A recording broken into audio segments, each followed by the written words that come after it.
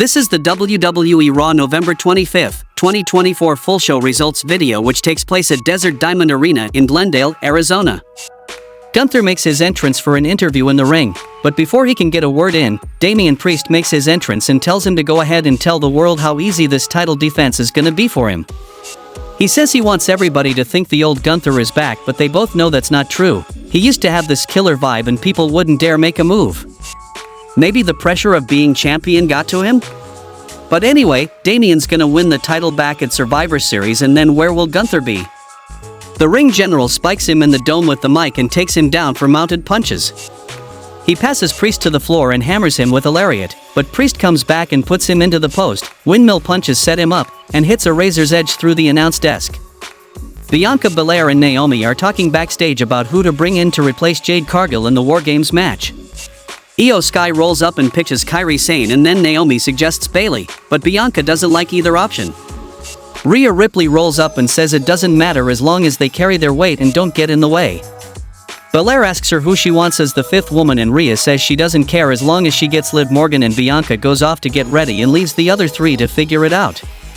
Then we saw a tornado match between American Made, Brutus and Julius Creed, versus Latino World Order, Dragon Lee and Rey Mysterio, and the result of this match was American Made defeated Latino World Order by pinfall with a schoolboy pin when Mysterio knocks Brutus into the corner, nearly taking out the referee in the process, and Chad Gable appears at ringside and twists Mysterio's mask around, and Julius rolls Mysterio up for the win. Back from the commercial, Judgment Day are chatting when R-Truth rolls up to agree with Finn Balor about trusting your teammates.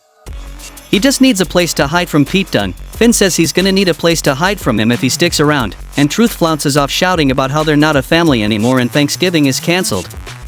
Balor gives Dominic Mysterio guff for losing to War Raiders last week, but admits they softened them up and that makes them good teammates, and talks up how Survivor Series is gonna be great for them. There's no leaders, but when everyone listens to Finn, they're one big happy successful family. The next match happened between Braun Breaker versus Ludwig Kaiser, and the result of this match was Ludwig Kaiser won the match by disqualification when Sheamus runs down and attacks Kaiser. Post-match, Sheamus presses the attack, Breaker pulls him off, and referees and road agents swarm to break them up, and the pull-apart is still continuing, and Adam Pearce comes to the stage to scream out an announcement: Triple Threat Intercontinental Championship match at Survivor Series. Sami Zayn and the Usos are interviewed backstage, and Zayn says as far as they've been told, CM Punk and Roman Reigns are going to have a chat on Friday. Sami doesn't know if he can trust Punk, but Big Jim Uso says if the Wiseman says you can trust him, and main event Jey Uso announces the advantage match for Friday, him against Samoan Werewolf, Jacob Fatu.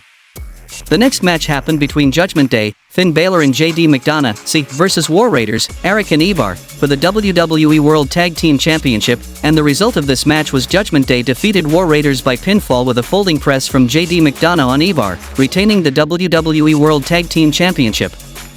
The next match happened between Alpha Academy, Akira Tozawa and Otis Dozovic, versus New Day, Kofi Kingston and Xavier Woods, and the result of this match was Alpha Academy defeated New Day by pinfall with a diving senton from Akira Tozawa on Xavier Woods.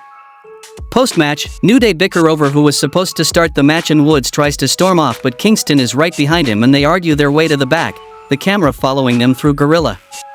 The argument continues, Kofi telling him he fumbled the crown and he fumbled his title shot, and there's a reason he never let X call the shots, he's too reckless. Woods says Kingston was too timid to win the title without him and he's the reason he became champion, and Kofi says nah, he was a Hall of Famer when he debuted, and last he checked, Woods still hasn't won a single title by himself. He says Xavier has never been a world champion because he's not good enough, and that's not his fault. Woods says he was good enough to fight for him, good enough to take his beatings, good enough to believe in him and turn it into Kofi Mania, and what did he do with that? He pissed it away in 6 seconds to Brock Lesnar. Kingston swears if he was anyone else, Woods asks what, he'd finally get mad? They fume in silence for a beat before agreeing to see each other next week.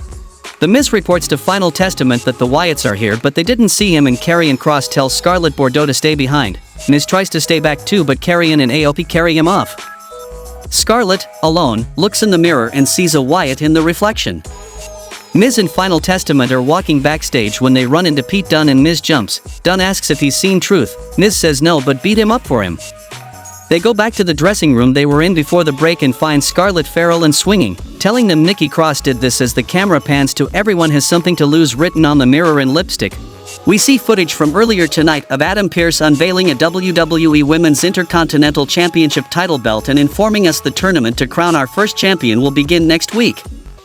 The heel Women's War Games team is backstage with Nia Jax chatting about how the important part is squashing Bianca Belair so they have a 5-on-3 advantage for next week.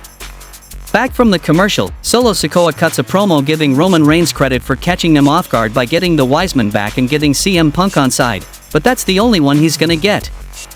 In the main event of the show, we saw a War Games advantage match between Bianca Belair versus Nia Jax, and the result of this match was Bianca Belair defeated Nia Jax by pinfall when Nia goes to top, but Bayley appears and trips Jax up into the exposed turnbuckle, and then Bianca hits a 450 splash, earning the babyface team the advantage in the Women's War Games match. Belair locks eyes with Bayley in an appreciative manner and the show goes off the air.